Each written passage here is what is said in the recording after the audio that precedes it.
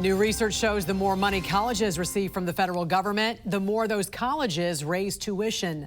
And House leadership tells senators to pass their budget resolution, which does include those tax cuts for you. Joining us this morning to discuss some of the big money headlines is former White House economic advisor Steve Moore. Good morning. Good to see you. Yeah, great to be with you.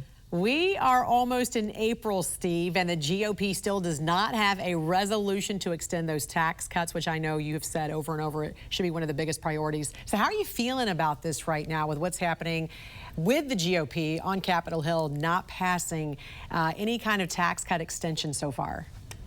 Well, Jan, you're right. There is an urgency to this.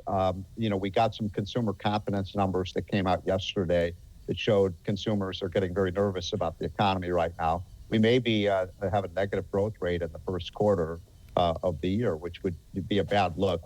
And so Americans are concerned about the condition of the economy, and the pick-me-up has to be this tax cut. Now, as we talked about a couple of weeks ago, Jan, the Republicans passed the bill out of the House by one vote in early March, and the Senate has just not acted. And so this is taking a long time. I think President Trump really has to be the one to kind of light a fire under these guys and say, come on, get going. We need to get this done. And I say this every time on your show, but I want to remind people that failure is not an option here, because if they don't get this done, we're facing a $4 trillion tax increase next year. Everyone's taxes would go up. That's not something anybody wants to see. Yeah, no one wants to see them kick the can down the road and continue to delay.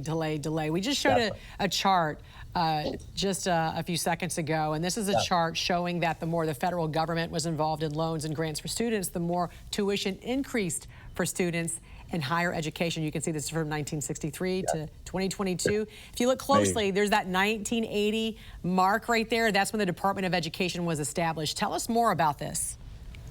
Well, what it's telling us is that the whole idea of the college aid program was to make college more affordable, and it just hasn't worked. The more money that's being spent on student loans, and the more these kids are being loaded up with debt, the more the colleges have responded by just raising the tuition. So, Jan, it's like a dog chasing its tail. Yeah.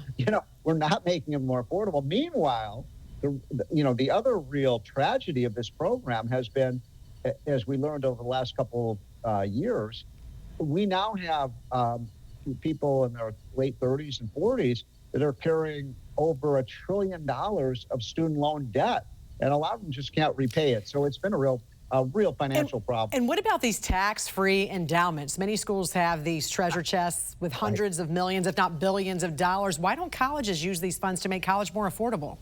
Thank you. I mean, the question answers itself, right? I mean, you've got now something like 25 or 30 universities, including, of course, Harvard, Yale, Northwestern, Duke, all the elite schools that have endowments of over $1 billion. You know what Harvard's at, Jan? $50 billion. And yet they're still charging, families $50, $75, in some cases $100,000 a year. And that's right. Why don't they use the endowments to make colleges more affordable? Now, Harvard just did make an announcement, I have to say, just a few days ago, that they're going to start to, for lower income families, lower the tuition. Boy, it's about time. Also, Harvard, I read in one of your reports, has been forced to launch a remedial math course for students. So let me get this right. An Ivy League school with a 3% acceptance rate has a course for students, as I understand, to teach algebra, which is taught in middle school. Is this a joke? It sounds like one, doesn't it? I wish it were a joke. I wish it was an April Fool's joke, but it is not. The number one most elite school in the country with the top students is saying that they've got, I forget, over a third, I don't remember the exact number, but well over a third of the kids who can't do basic math. This is our top school in the country. So if those kids can't do math, what about the other 95%? It really should. I believe, and I've told President Trump this, he should declare an education emergency in this country. I'm an economist. We have all sorts of areas where we can improve the economy, but I got to tell you this. The number one threat to our economic health is that our education system is not preparing our kids for the real world, for the jobs of the future. Future generations. That is a startling statistic. All right, former White House economic advisor Steve Moore, Great to see you as always. Hope you have a great week. Thanks for joining us. You too, Jeff. Thank you. Thank you.